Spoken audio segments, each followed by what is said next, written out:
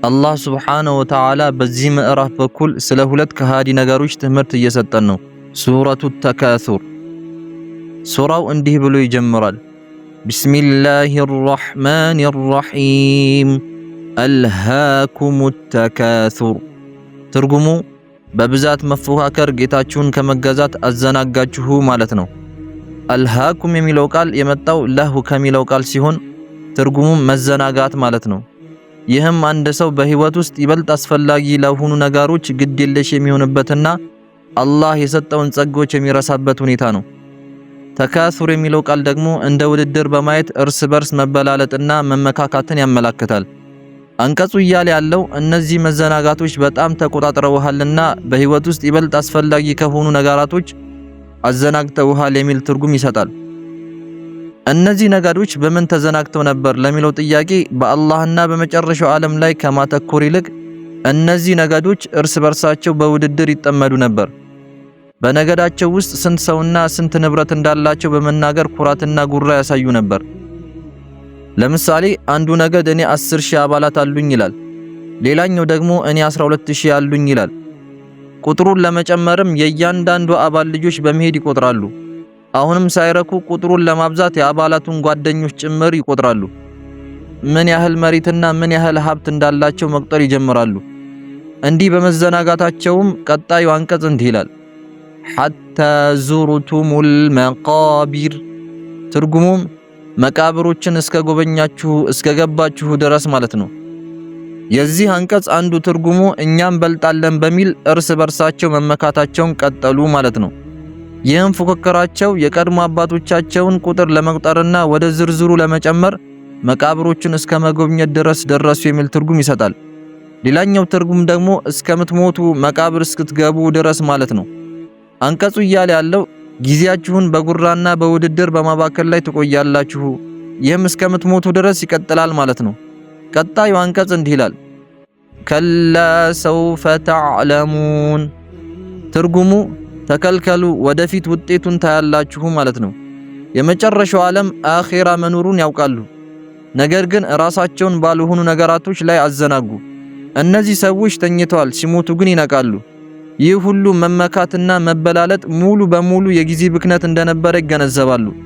ተመልሰውም ለማስተካከል ይመኛሉ ማለት ነው። ቀጣዩ አንቀጽ እንዲህ ይላል፣ ثم كلا سوف تعلمون። ትርጉሙ ከዚያም ተከልከሉ፣ ወደፊት ታውቃላችሁ ማለት ነው። ይህ አንቀጽ ለምን ሁለት ጊዜ ተጠቀሰ ካልን የመጀመሪያው አንቀጽ በመቃብር ውስጥ ወይንም በበርዘኽ ዓለም የሚሆነውን ግንዛቤ ያመላክታል። ሁለተኛው አንቀጽ ደግሞ ከበርዘኽ ወጣችሁ የመጨረሻው ዓለም በትንሳኤ ቀን የምታገኙትን ግንዛቤ ያመላክታል።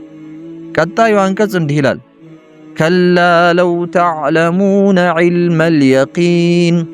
ትርጉሙ በእውነቱ የሚጠብቃችሁን እርግጠኛ እውቀት ብታውቁ ኖሮ ባልተዘናጋችሁ ነበር ማለት ነው።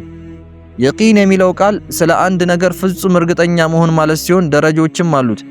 የመጀመሪያው ደረጃ ዒልመል የቂን ይባላል። ይህም በእውቀት ላይ የተመሰረተ እርግጠኝነት ነው። ለምሳሌ ጢስ አየህ እንበልና በዚህ እውቀትህ እሳት መኖሩን አረጋገጥክ፣ ነገር ግን እሳቱን ገና አላየኸውም። ሁለተኛው ዐይነል የቂን ይባላል። ይህም በማየት ላይ የተመሰረተ እርግጠኝነት ነው። መጀመሪያ እሳቱን የሚያመላክት ጢስ አይተህ ነበር፣ አሁን ግን እሳቱን በገዛ አይንህ አየኸው። አሁን እሳት መኖሩን ይበልጥ እርግጠኛ ትሆናለህ። ሶስተኛው ደግሞ ሐቀል የቂን ይባላል። ይህም በእውነት ወይንም በመድረስ ላይ የተመሰረተ እርግጠኝነት ወይንም ግንዛቤ ነው። ከዚህ በፊት ባሳለፍናቸው ደረጃዎች መሰረት ስለ እሳቱ ሙሉ እውቀት አለህ፣ በአይንህም አይተኸዋል። አሁን ግን እሳቱን በመንካትና ሙቀቱን በመስማት በራስ ተሞክሮ አረጋግጠሃል። አንቀጹ የሚጠቁመው እናንተ ኩሩ ሰዎች ሆይ በማያስፈልጉ ነገራቶች ተዘናግታችኋል። በመጨረሻው ዓለም ላይ እምነት ቢኖራችሁና በዒልመል የቂን ብታውቁ ኖሮ ጊዜያችሁን እንዲህ ባሉ ነገራቶች ላይ አተባክኑም ነበር እያለ ነው። ቀጣዩ አንቀጽ እንዲህ ይላል፣ ለተረውነል ጀሒም። ትርጉሙ በእርግጥ እሳትን ታያላችሁ ማለት ነው። ጀሒም የሚለው ቃል ከጀሃነም ስሞች ወይንም ደረጃዎች አንዱ ሲሆን እጅግ በጣም ሞቃታማ ነው። ስለዚህ አንቀጹ እያለ ያለው ዒልመል የቂን የእውቀት እርግጠኝነት ቢኖራችሁ ኖሮ በመጨረሻው ዓለም መጠየቅ ወይንም ተጠያቂነት እንዳለና ወደፊትም እሳት እንደምታዩ ትረዱ ነበር። ያኔም ከነዚህ መዘናጋቶች ትሩቁ ነበር ማለት ነው። ቀጣዩ አንቀጽ እንዲህ ይላል ثم لترونها عين اليقين ትርጉሙ ከዚያም በእርግጠኛ ማየት በእርግጥ ታያላችሁ ማለት ነው። ይህ አንቀጽ እያለ ያለው ቀደም ሲል ስለ ጀሃነም ዒልመል የቂን የእውቀት እርግጠኝነት ሊኖራችሁ ይችላል። ነገር ግን በአካል አላያችሁትም። ስትሞቱ ዐይነል የቂን ከፍተኛውን የእርግጠኝነት ደረጃ ታገኛላችሁ። በአይናችሁም በግልጽ ታዩታላችሁ። ስለ እሷም ሙሉ በሙሉ እርግጠኛ ትሆናላችሁ። ያንንም ማስረጃ ማንም ሊወስድባችሁ አይችልም እያለ ነው። ቀጣዩ አንቀጽ እንዲህ ይላል ثم لتسألن يومئذ عن النعيم ትርጉሙ ከዚያም በዚያ ቀን ከጸጋው በእርግጥ ትጠየቃላችሁ ማለት ነው።